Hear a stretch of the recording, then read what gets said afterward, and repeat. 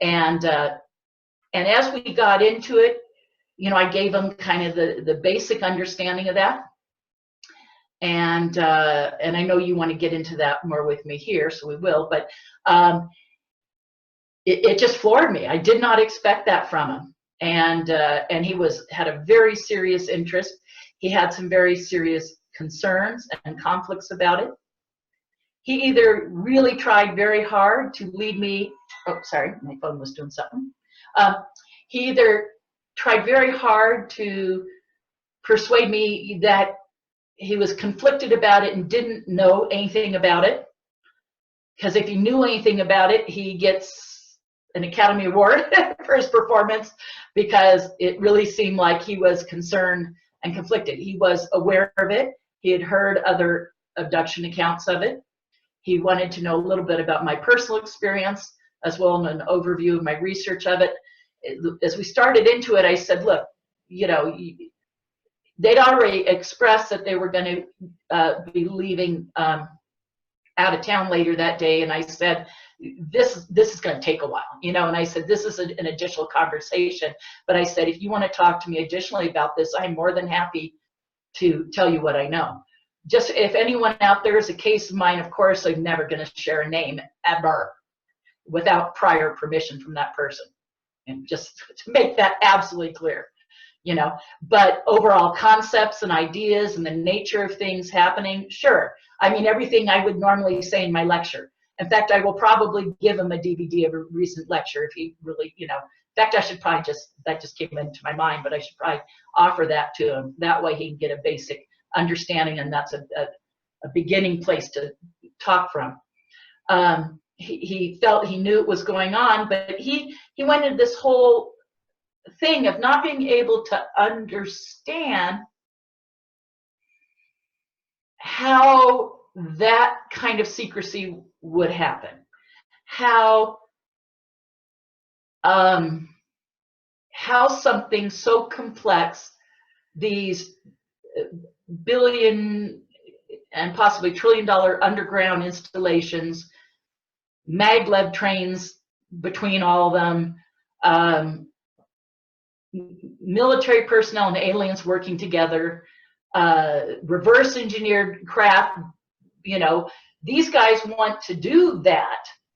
You know, this is the surface story, is that these guys are trying to do this in the you know, white world, but yet the knowledge that exists. So do they know that exists? Absolutely. And he knows it exists. And he says, I don't know how that could be maintained and controlled. He said, I was the person who designed the budgets for clandestine activities, you know, and he said, and got the money procured, and, you know, and he said, I don't know how that could happen, because it would have to be a totally outside system. And I said, well, yeah, you know, the phrase like Dolan uses, you know, breakaway civilization, that it's a completely separate functioning, you know, civilization. And I found myself, this was just absurd. I found myself explaining this to him, and I caught myself, and I started laughing, and he looks at me, he starts laughing, goes, what's so funny, you know? And I said, this is absolutely absurd that you, of all people, running all the things you did with the CIA at such a very high level, that I would be explaining compartmentalization to you. I said, you should be, you know, giving $1,000 seminar that I'm going to go here because I want to learn how compartmentalization works. You know, I'm like, I said, this is nuts. You know, I mean, it was so absurd. I said, excuse me. I said, I feel like an idiot that I even, you know, started to do that.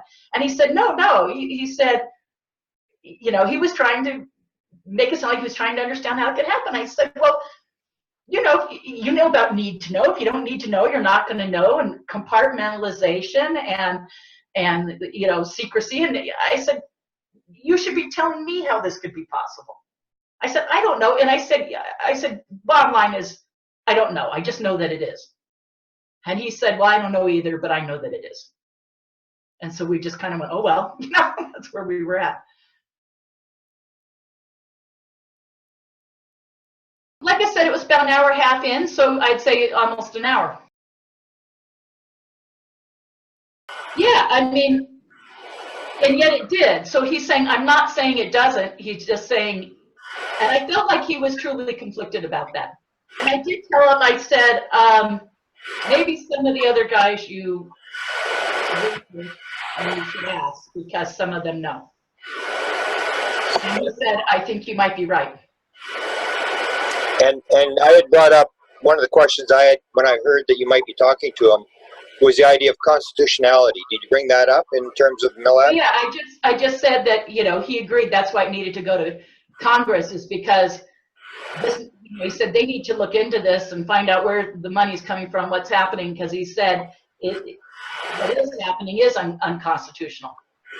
Now, as far as what they're doing, they said what they're doing, they feel they're being very careful to make sure everything they're doing is legal and above board, and that's another reason for it to go through private industry and to release things that have already been unclassified and, you know, so declassified, I should say, and they're trying to be very careful about that, because he said we don't want to leave anything obvious to shoot this down. He said everything from a major news story, a major political thing, and suddenly this takes the back burner, and he says, you know, we'll reinvent the wheel a year from now or something. And then he said, or we do something that might be perceived as illegal, and then it's shot down. And he said, we're trying to be very careful with each piece we release, with each decision we make, that we can back it up, that we're doing it right, that we're not going to be caught with our pants down, you know, and that's part of the slow process. And then he said a big factor of the slow process, well, first off, there's just world events and things that they're all caught up in with their various jobs and positions and consulting work and everything. And then he said the media and their desire to put this on the back burner right now because they've got a huge, you know, political agenda. He said it's extremely frustrating. He said, we are extremely frustrated. And he said, you know, this is why it's taken so long. Wow. We brought this up before, sort of to conclude, get near the end here. We brought this before. Bob Elizondo, or Richard Doty had come out and had talked about having an asset in Bill Moore, paying him $45 for and so all these years you've been doing whistleblowers and stuff, and so the question is, are you an asset now? Well, according to Rick Doty, I am. Yeah, I heard his call into Jimmy Church. I heard it, and or after the fact, but I listened to the whole thing and was cracking up because as he went in to say about his work with Moore and Chandri, like you just said, he said, you know, we never pay more than like $45 increments. And I was cracking up, and so I actually texted a friend of ours. I said, "So Rick, ... Dan bought me a $25 lunch. Does that make me an asset?" But you did offer to pay, though. Yes, yes. But for clarity, well, that's what, you know, and actually we're joking, but that's a serious thing. I did offer to pay, and yes, in an effort of full disclosure, everyone, he did buy me lunch. Well, so I think he has a higher pay scale than me. Apparently working for the CIA pays better than UFO tours. So in the end, what did you think of him, of his wife, of the meeting? Did you learn anything? Was it a positive experience? Yeah, no, and I'm hoping, you know, and I want everyone to know, I was up front that I'd be talking about it. There were a few things that I felt like, you know, and they were minor, you guys. It's not like I'm holding back on anything major at all. And it was mostly about his abduction experiences. So I just, and his wife's involvement, obviously. And so I feel good about sharing this. I hope this doesn't piss him off. You know, if he gets, I'm sure he'll, by the way, Grant, they're listening to everything you're posting, without a doubt. I mean, he made that very clear. They're definitely following you. And that's what I said, tell Grant he's 75 to 80% correct, you know, they're following everything. But, and so when they see this, I hope he'll still talk to me. I don't want to burn a bridge. I think of him now as a friend. Don't worry, like I said, everyone, I didn't drink the Kool-Aid. I'm trying to remain objective level-headed, but I have more questions. Since meeting him, all I can do is constantly think of things I should have asked him that I didn't. And other things he said that I should have followed up with and got sidetracked by the context of which we were saying it, you know. And so I'm hoping to have more conversations. I'm certainly hoping to have another MyLab-related conversation with him. And, you know, and there you go. So that's what I'd like to see go forward, and hopefully my doing this hasn't derailed that tweet in any way and spoiled it, and you know, and he could suddenly say, I can't talk to you anymore, you took it too far or something. But I'm willing to take that risk. I told him, and I have told a few other like yourself, Grant, and other people I've talked to, I'm in my lab. I don't know anybody anything. And I'm pissed, you know. And so and so there's a lot of risks I'm willing to accept, you know. And if I never talk to him or any of the other guys again, then so be it, you know. But I've shared everything other than the few minor things, you know, that I said I couldn't.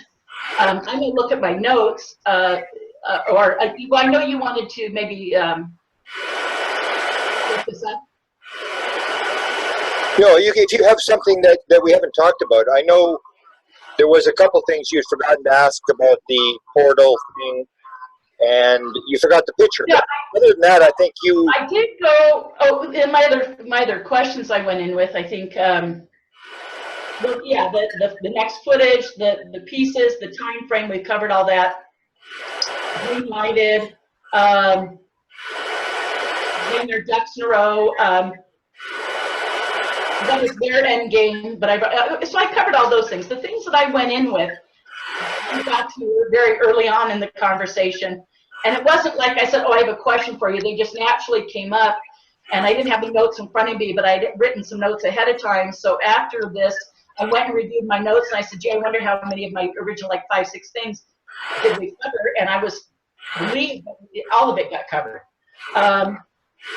We were both sending up trial balloons. We were both suggesting things to each other to test if the other person knew about it, and then they'd run with it. He kept doing that with me, you know, bringing up a name, bringing up the situation, and the more I knew about it, the more he opened up. So one thing led to another. So I think even in the conversation, he probably didn't expect it to go as deep as it did.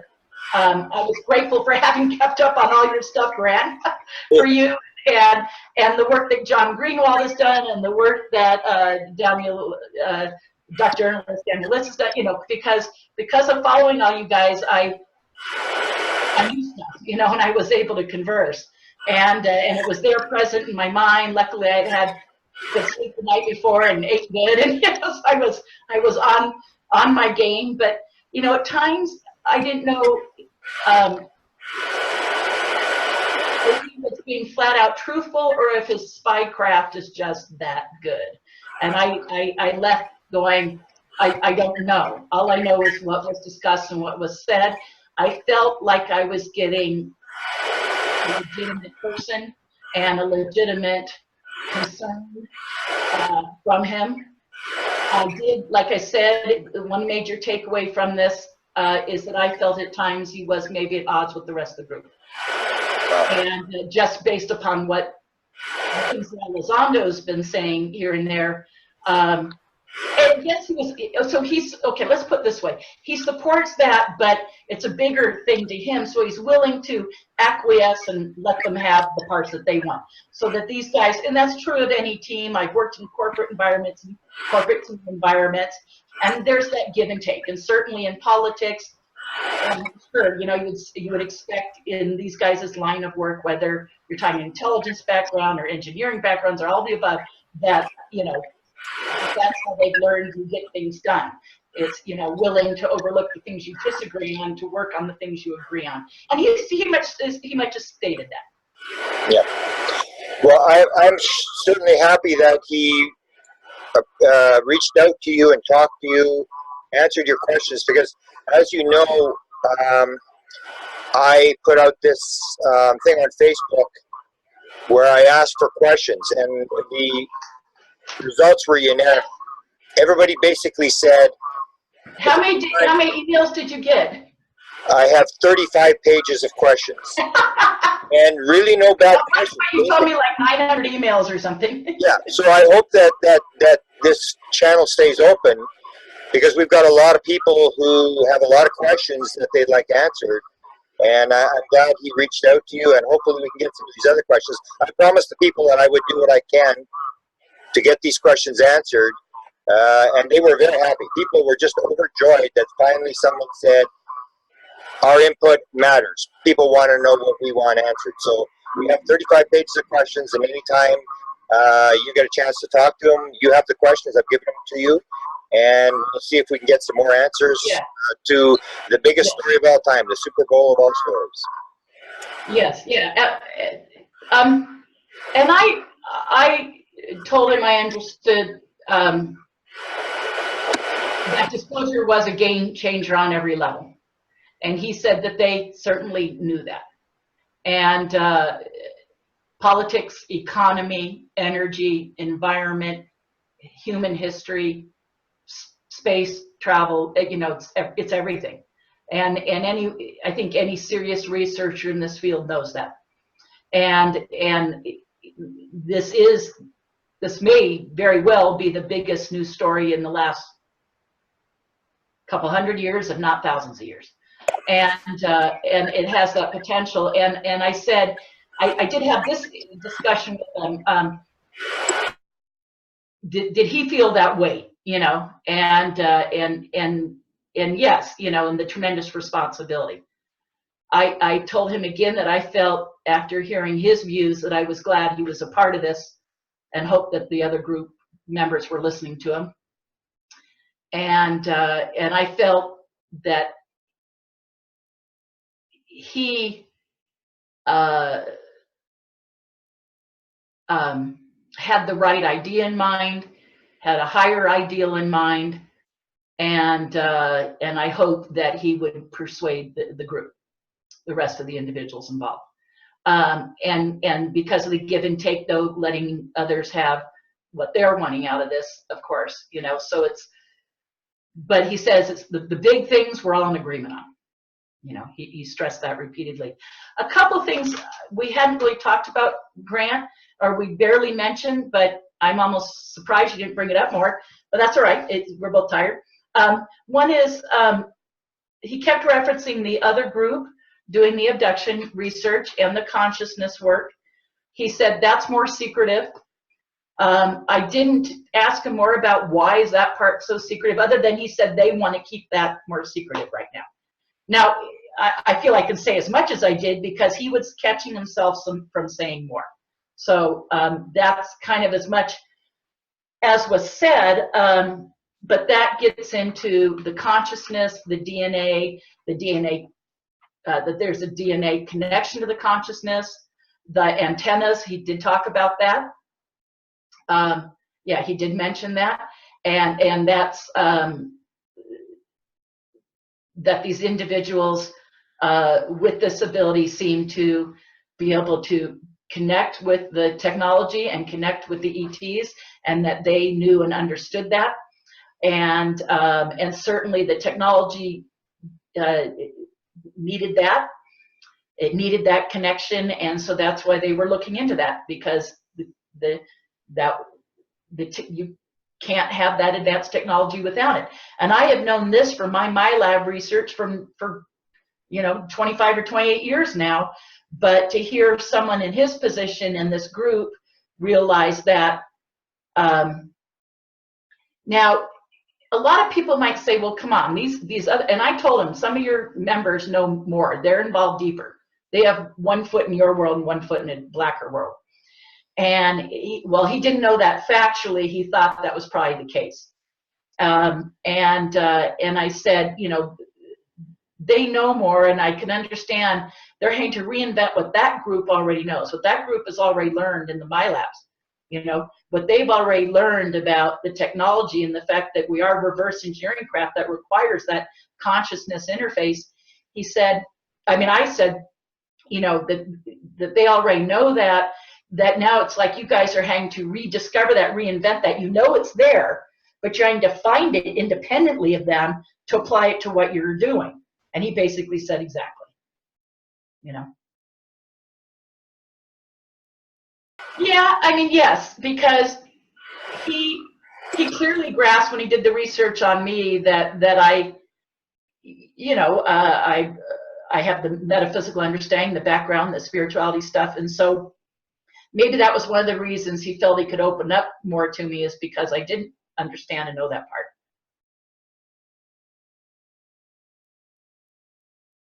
Right. 23rd, 24th, 25th, you and I are both lecturing at UFOCon, producer Lorraine Fenton's conference in San Francisco, California. Everyone can go to, and I hope you'll put this down in the text under the video. California, well, it's caufocon.com. So again, caufocon.com, which means California UFO Con. I know that we're lecturing about the current activities up to the minute, and obviously it sounds like long before the conference another piece is going to be released, so there's going to be lots of updates to give. Everything minute by minute you're going to share, so when you walk in that door on that conference, right, you're going to have you're going to have the latest up to that minute of what's been happening in the 3-year period. Okay, I'm going to give the background on the group, of which you will a little bit too, but I'm going to give how I came across them, back to what Jim Semivan kept calling the other group. They go back behind this, and they're driving this. And I explained to someone on the phone, well, I'll tell you, it was Daniel Litz with Dark Journalists. I had explained to him in a phone conversation that when you think of, you can't separate these. It's not that there's TTSA and the working group and the people doing the abduction stuff and Bigelow Aerospace and the sub company with them and Lockheed and the guys at Lockheed and the generals. It's like everyone's trying to compartmentalize this and figure out what. I told him, I said, my understanding was after this conversation, you got to think of it as one group. It doesn't mean all the parts are sharing all the time, but the major parts are being shared. And he mentioned that it was bigger with more people. And I don't know if that's 40 some odd or 50 some odd people. I don't know what it is, but it's clearly aerospace, it's Lockheed, it's the contracts, it's the technology, it's the psi part, the consciousness, it's TTSA's the public face and the release of information, and Tom DeLong was the marketing firm. It came together in a way that I was able to wrap my head around it, and if people understand it as one group, I think that will help everyone understand how it's working.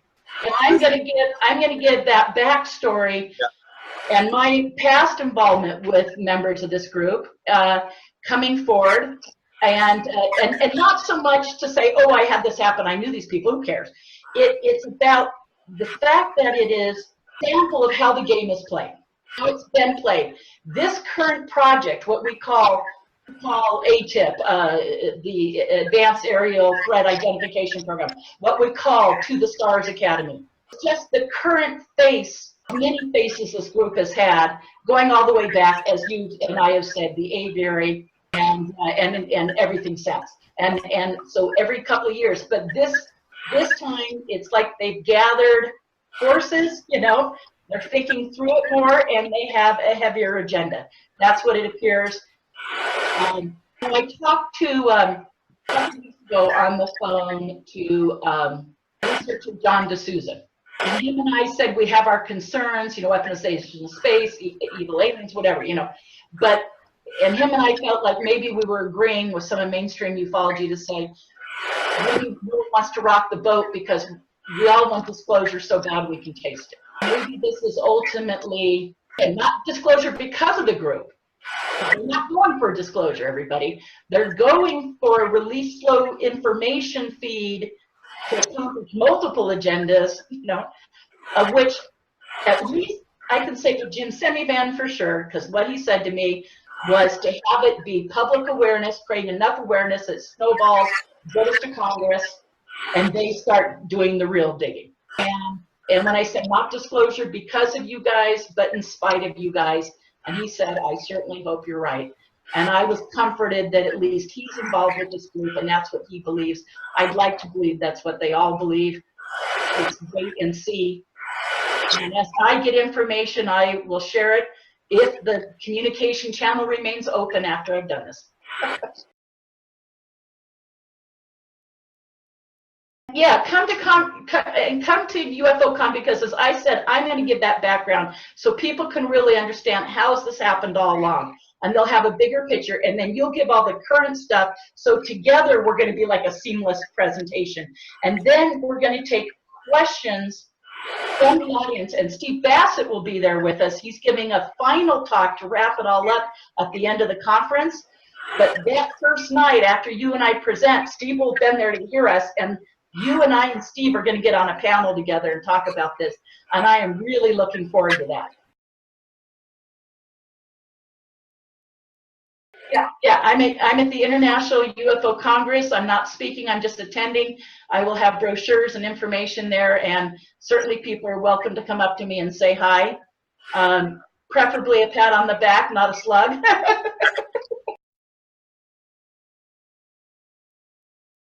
Give me some more questions. You guys, I've got a list of like 10 of my own questions I want to start with, but luckily a lot of them are ones people want to know. You know, I just keep kicking myself for everything I didn't ask, you know. I mean, so much got said, but there were things like, again, like who greenlighted where, you know, da-da-da-da-da, you know. I don't know, just, you know, there's just so many. I don't have them all right in front of me right now. Well, wait, yes, I do. Hang on, let me see if I can grab them really quick.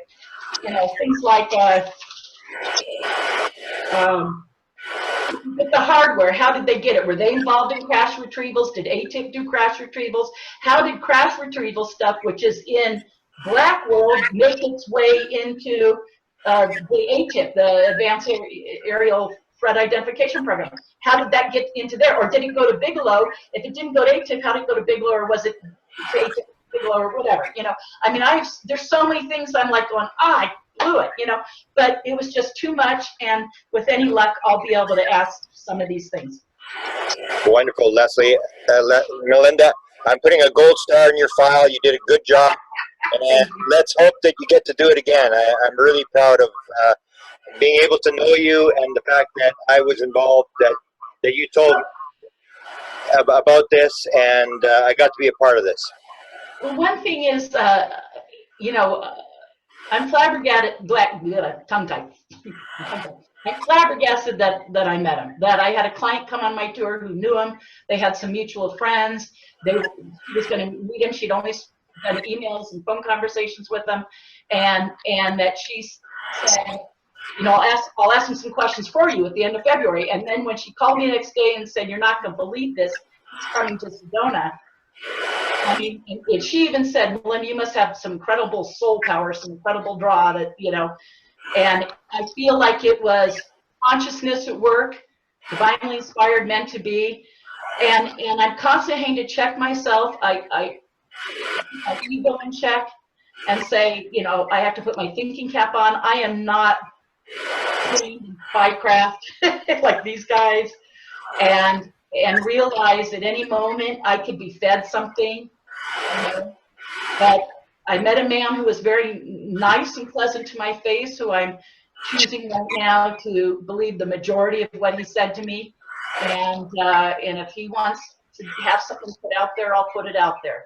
And I'm going to ask questions as long as I can. And I just feel like I just extremely lucky to have been able to be in a position to meet him, but to ask questions, you know, and you know, the ringside this unfolding saga and drama that hopefully will end up being an alien presence. I hope it is. And he said so many things could derail this all along the way. He said that's why we're trying to be so careful, try to pre-think all the things that could go wrong and avoid them. Yeah, phoning you guys, you know, if anyone wonders if this is all legitimate, I don't think anyone's going to wonder that at this point, but I have a phone record showing when he called me, when I called him, a phone, you know, phone record of subsequent phone calls. I have emails to him. He's emailed me back now, as I provided it to Grant, so he's read it, and his wife. Of course, I'm not providing to anyone email addresses or phone numbers, of course, and but you know, I just saying I have that evidence and that proof this all took place, and friends of mine who work at that restaurant witnessed parts of the conversation, and people here at the Center for New Age and my clients that night who witnessed stuff. So, you know, that all this took place. To extent of what was said, I guess you have to take my word for it. I felt like I met him. This was meant to be shared. Yep. I felt like I would be not fulfilling some higher consciousness agreement or contract or, you know, whatever, karma, whatever the hell.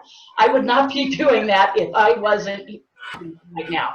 And I felt like I had a responsibility, even at the risk of no one talks to me again, but I was willing to risk that. And I hope that's not the case. So guys, if you're listening, you know, you can shake your hand at me and I'll, you know, but, you know, but again, I'm in my lab. I don't owe anybody anything, you know, and I'm about the truth.